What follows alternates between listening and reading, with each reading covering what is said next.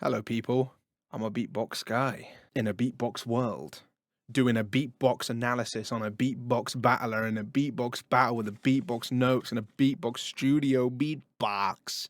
Dude, today we're going to be checking out beatboxing. What's that again? Beat booping? Let's watch this beat boop. I've lost my whole mind. Right, hello people, it's PACMAX today. GBB25 Elimination. Swiss Beatbox have the original video and the link's in the description. Go and check her out. Go check her out. Now let's get straight into the video and I'll tell you what I thought, tell you where I ranked him, and I'll tell you where he placed as well. Can't you believe it? Alright, anyway, that's that. Again, I will do that. Where did I rank him? Where did he place? Thoughts in the moment. Share with you some of my brain for that one. No more to say.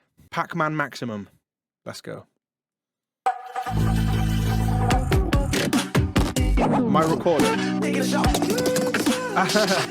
Am I recording? Yes. Yeah. Okay. We're good. It is on PACMAX. All right. Let's hear it. You already know what to do. I say the twice. You say the do it.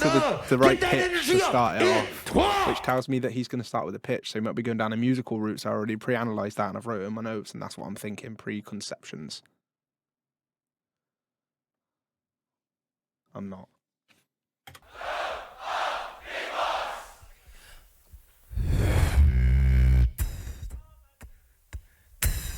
I was right. Ooh.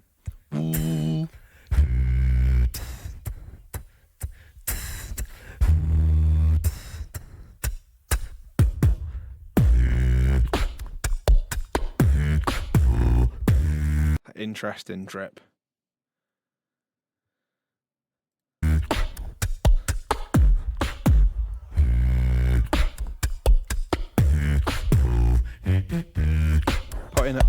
Putting exaggeration into control. You don't know what you want. You don't know what you need in your life.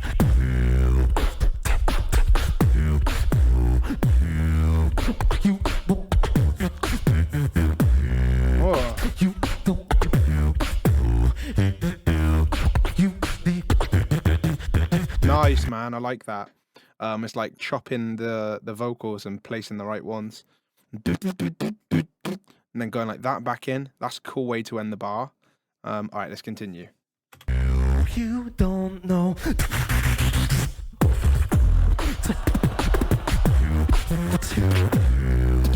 You don't.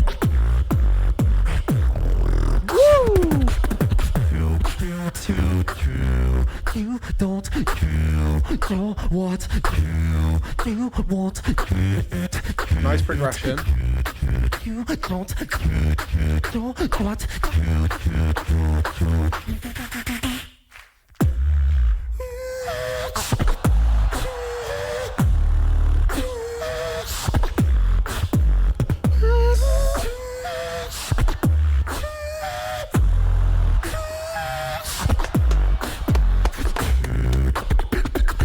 My favorite bit was that right now.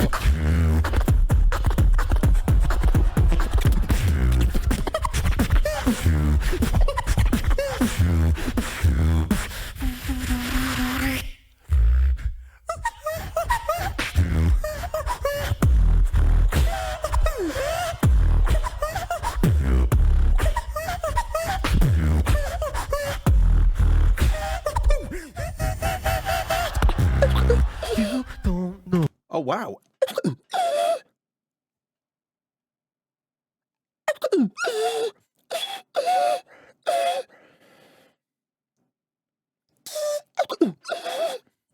All right, that's gone now. Why am I doing more now? Play the video. What you want. Right, rewind. Sorry, edit. I'm so sorry. I need to focus, guys. You don't know what you want. You don't know what you need in your life, but I do. I do, yes. What? We'll talk more.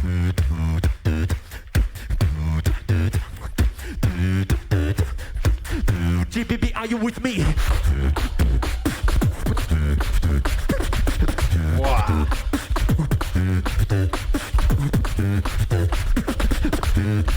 Everybody down.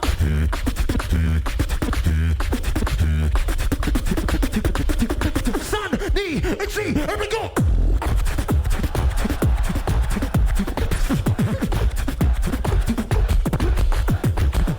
I love that transition.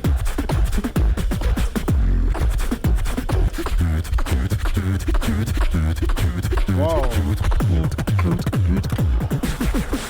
Here we go.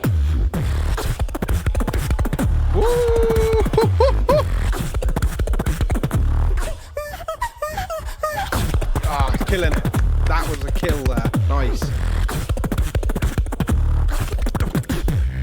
You don't know what you want. Wow. All right. This the pitch of that exit was strong. You don't know what you need. Right at the end, to kill it like that after 4 minutes. All right, then. So, yeah, just see this out.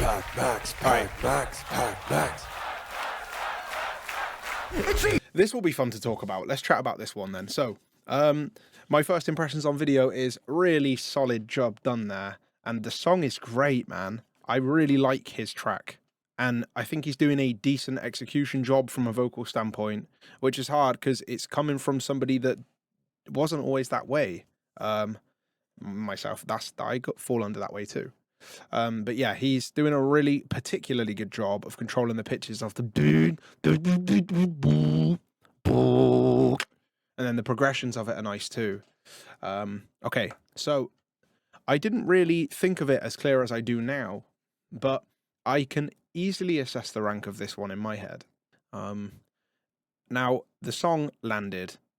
He had a party move the people set as well. He's showing off high level complexity. He's doing a solid job on clean sound and clarity. Like, you know, it's the pass mark, let's say, for that. All right then. So I want to talk about the bit where he gets all goofy, let's say. You don't know what you... All right, that section. So he is such a playful character on stage, and the beatbox world, by the way, will know that. And if you aren't like knowing all the beatboxers and everything, he's a really playful character on the beatbox stage, and has been, and plays around and jokes, and very animated personality on the stage. He can get away with whatever he likes almost. Not always though, not mostly this bit for me. Wow, that's actually wrong. He did get away with it, but on neutral grounds. So I think he slipped up, and I think he was that good that he owned that. So I think he meant to do it great.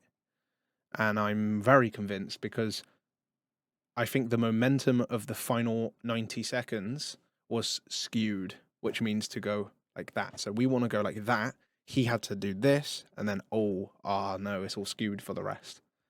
And then whilst trying to steer back on, but it's skewed. It's skewed now.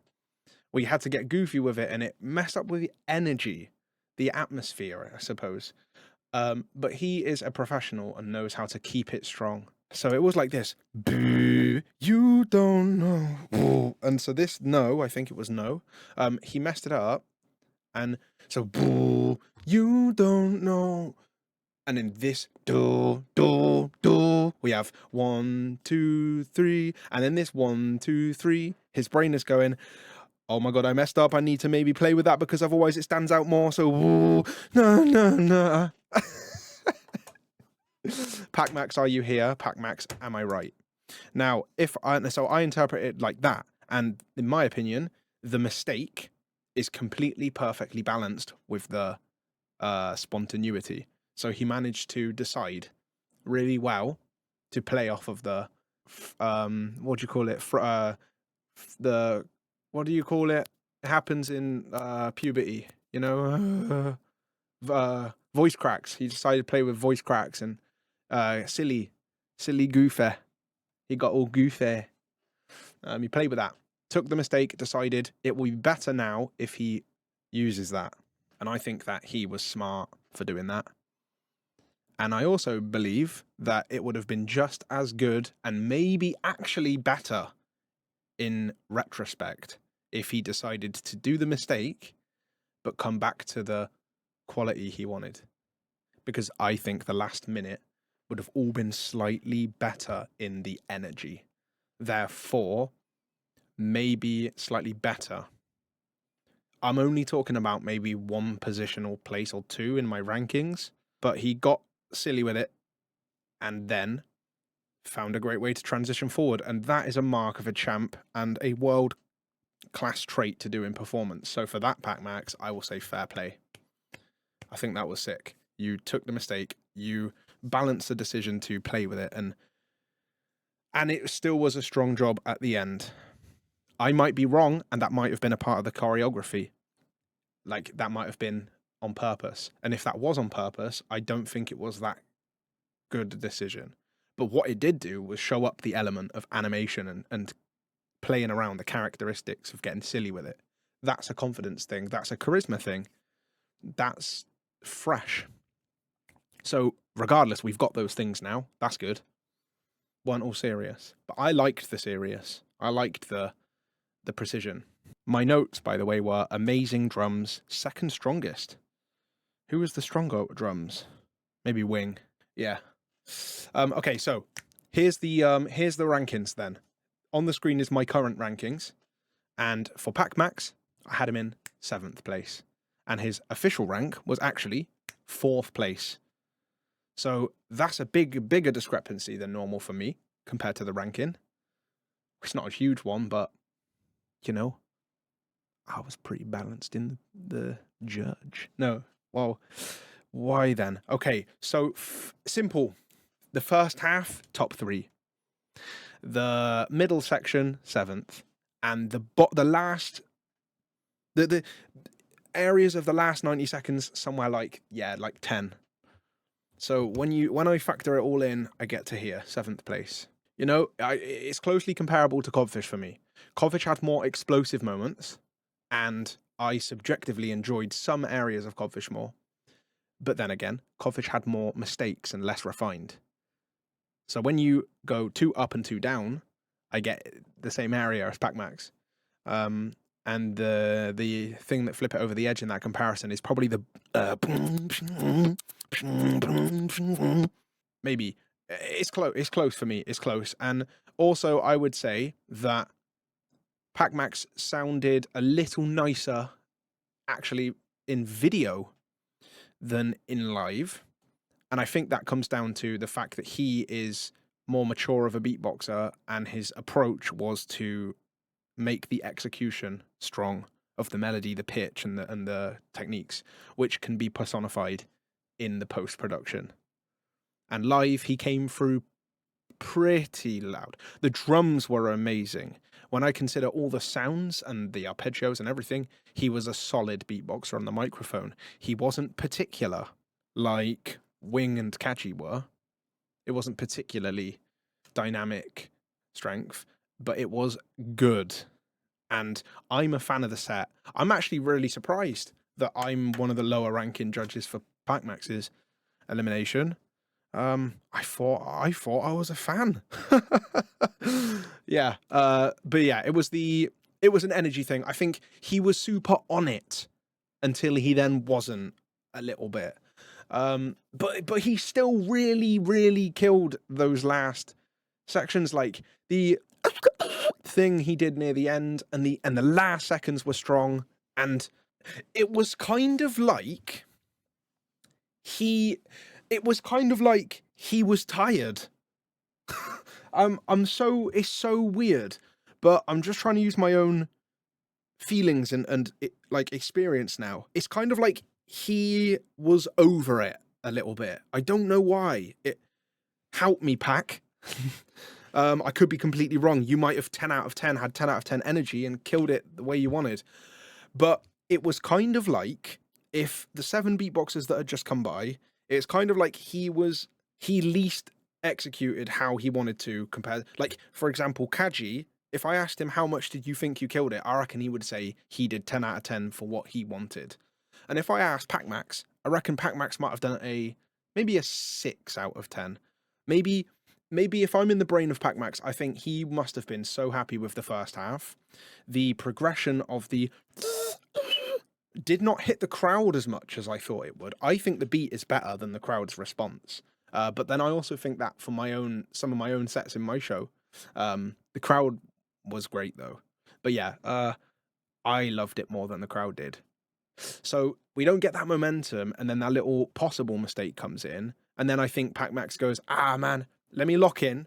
I'll make the crowd move, and we'll smash it for the end. And now by the time it's done, PACMAX is maybe thinking, could have done a bit better, but I did pretty damn good. And it's like a nail biter again. Maybe? PACMAX, where did you think you would place? Is it safe to suggest you think you might be, maybe you're in one of the lower ranks? Because, like, yeah, man, your skills are good, the song was good, and you did a good job as well. I guess the question mark's always there when you know you could do slightly better. So for me, in context, my GBB 2018, I couldn't have done better. And my GBB 2019, I left the stage thinking I could have done a bit better. And so I feel like it's one of them. But that doesn't mean you're not in, and it also doesn't mean you didn't kill it. It just means, okay, here's what it means. I think PACMAX on a good day, that Elim would have been 3rd or 4th for me. Yeah? And on a bad day, it could have been 8 or 9. But he was a decent day. It was 7. Wow. Such yappage. He's got the least notes. I wrote the least notes out of everyone. Wow, Remix has a lot of notes. And Black Roll. Okay, that's a little insight for you. Okay. Yeah, that was that. I will not check out my POV thoughts at the end, but I will release that video to members only. If it's not already out, it will be. So you can watch my thoughts right at the end of my judging. And it'll be to members only. Thanks if you do that and support me. You support me. It's basically supporting me with finance. That's pretty freaking cool. And it's also optional. You don't have to do that. I hope you enjoyed this analysis. And I also think this one's replayable because he killed the song. And that's what I like the most at the end of the day, when someone kills their song. You know, the last bits was to show tricks, get the score up, create an energy, show off weapons, but the meat of that set was the song, and the song was fire. All right, cheers everyone. Thanks for watching. Catch you for the next one. Goodbye.